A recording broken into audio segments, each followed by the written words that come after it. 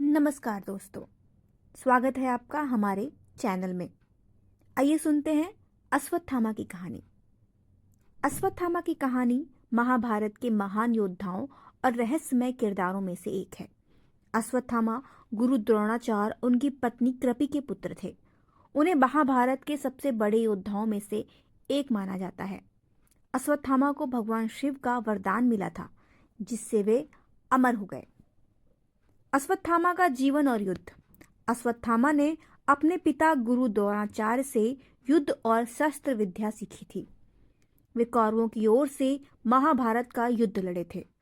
अश्वत्थामा का सबसे बड़ा उद्देश्य अपने पिता के सम्मान और कौरवों की विजय सुनिश्चित करना था।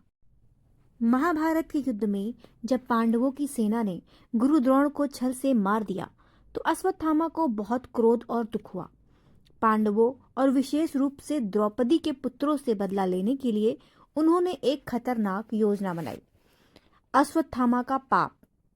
युद्ध के अंत में जब कौरवों की हार सुनिश्चित हो गई थी तो अश्वत्थामा ने रात के समय पांडवों के शिविर में हमला कर दिया। उन्होंने सोते हुए द्रौपदी के 5 पुत्रों को मार डाला, ये सोचकर कि वे पांडव हैं। जब उन्हें पता चला कि वे पांडव नहीं बल्कि उनके पुत्र थे, तब भी उन्हें कोई पछतावा नहीं हुआ। इसके बाद अश्वत्थामा ने ब्रह्मास्त्र का उपयोग किया, लेकिन भगवान कृष्ण ने उसे रोक दिया।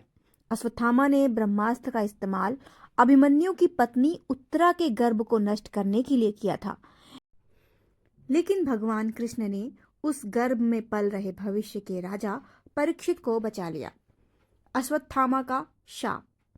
उनके इस क्रूर कृत्य के लिए भगवान कृष्ण ने अश्वत्थामा को शाप दिया कि वे अनंत काल तक पृथ्वी पर भटकते रहेंगे। उनका शरीर कभी भी स्वस्थ नहीं रहेगा और उनके घाव हमेशा खुले रहेंगे। ये शाप उन्हें उनके किए गए पापों की सजा के रूप में दिया गया था। अश्वत्थामा की अमरता। कहा जाता है कि अश्वत्थामा आज भी जीवित हैं और पृथ्वी पर भटक रहे हैं। वे एक चिरंजीवी हैं जिन्हें ना मृत्यु मिलेगी और ना ही शांति। कई किंवदंतियों और लोक कथाओं में कहा जाता है कि कभी कभी लोग अश्वत्थामा को जंगलों और दुर्गम स्थानों में देख लेते हैं। माना तो ये भी जाता है कि अश्वत्थामा, जो कि चिरंजीवी थे, वो पृथ्वीराज चौहान के वीरता के किस्से सुनकर उनके राज्य के पास पहुंचे थे। एक रात जब पृथ्वीराज चौहान अपने गुप्त शिविर में ध्यान मग्न थे, एक रहस्यमय योद्धा उनके पास आया था, जिसके शरीर घावों से भरे हुए थे और उसके माथे पर एक गहरा घाव था जो कभी ठीक नहीं हो सकता था। उसकी आंखों में पीड़ा और ज्ञान का अनोखा मिश्रण था। पृथ्वीराज चौहान ने उस व्यक्ति से पूछा, कौन हो तुम? उसने कहा, मैं अश्वत्थामा हूँ, गुरु द्रोणाचार्य का पुत्र। मैं महाभारत के युद्ध का अंतिम योद्धा हूँ और भगवान कृष्ण के शाप के कारण चिरंजीवी हूँ।